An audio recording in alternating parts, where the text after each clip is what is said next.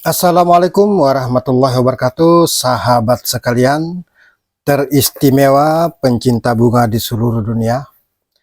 Di kesempatan kali ini saya akan membuat pupuk cair yang bahan-bahannya didominasi oleh bahan-bahan dapur. Mari kita absen satu persatu. Yang pertama, air cucian beras sebanyak 2 liter. Yang kedua, garam dapur, kita butuh 1 sendok makan. Yang ketiga, gula pasir, kita butuh 1 sendok makan. Yang keempat, telur 1 butir. Berikutnya, susu kental manis 1 sendok makan juga. Yang berikutnya, kecap manis, ini juga 1 sendok makan. Kemudian micin MSG, monosodium glutamat, ini 1 sendok makan juga. Kemudian ditambah lagi dengan NPK 1616, 1 sendok makan. Dan yang terakhir, EM4 pertanian 1 sendok makan juga. Mari kita olah. Manfaat pupuk cair berdasarkan manfaat bahan yang digunakan. Pertama, air cucian beras. Mengandung mineral, vitamin, dan karbohidrat yang berfungsi sebagai zat perangsang tumbuh untuk mempercepat pertumbuhan batang dan daun tanaman. Kedua, garam dapur. Dapat menyuburkan tanah, menyediakan unsur hara mikro, seperti magnesium dan natrium, memperbaiki ketahanan tanaman terhadap penyakit, serta memperkuat struktur dinding sel dan batang tanaman. Ketiga, gula pasir. Gula yang sudah difermentasi sebagai campuran pupuk, bermanfaat untuk menyuburkan tanah.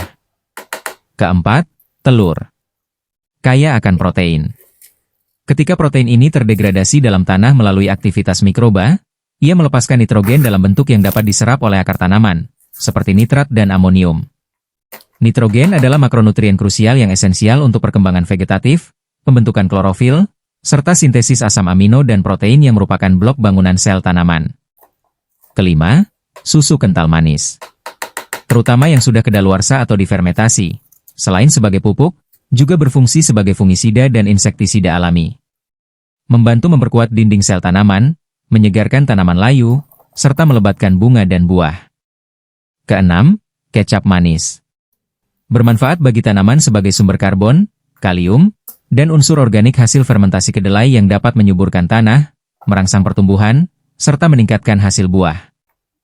Ketujuh, micin. Mengandung natrium dan kalium yang dapat mempercepat pertumbuhan tunas dan memperindah daun. Menyuburkan tanah, menyediakan unsur hara mikro, seperti magnesium dan natrium, memperbaiki ketahanan tanaman terhadap penyakit, serta memperkuat struktur dinding sel dan batang tanaman. Kedelapan, pupuk NPK 16. Berfungsi mempercepat pertumbuhan vegetatif, daun dan batang, menguatkan akar, serta mendukung proses pembungaan dan pembuahan secara optimal. Kesembilan, EM4 pertanian. Selain berfungsi untuk mempercepat fermentasi, EM4 juga berfungsi menyuburkan tanah dan meningkatkan kesehatan tanaman melalui aktivitas mikroorganisme baik, memperbaiki sifat fisik, kimia, dan biologi tanah, serta menekan patogen tanah, sehingga hasil panen lebih berkualitas. Diolah dari berbagai sumber. Nah, sekarang bahannya kita aduk sampai tercampur dengan sempurna.